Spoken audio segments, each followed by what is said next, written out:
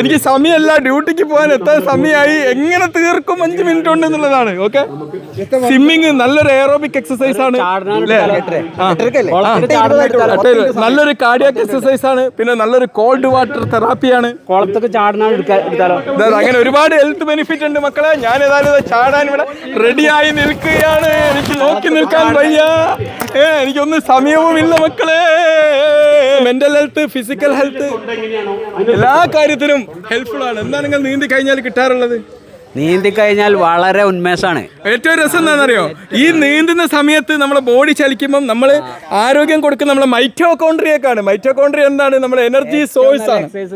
അതെ അതെ അതെ, വയറ് കുറക്കാന്, പിന്നെ വണ്ണം കുറക്കാന് എന്തൊക്കെ ബെനിഫിറ്റ് ആണ് പറഞ്ഞാൽ തീരൂല മക്കളെ.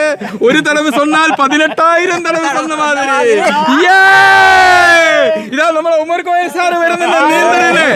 ഇവിടെ റെഡിയായി നിൽക്കുകയാണ്.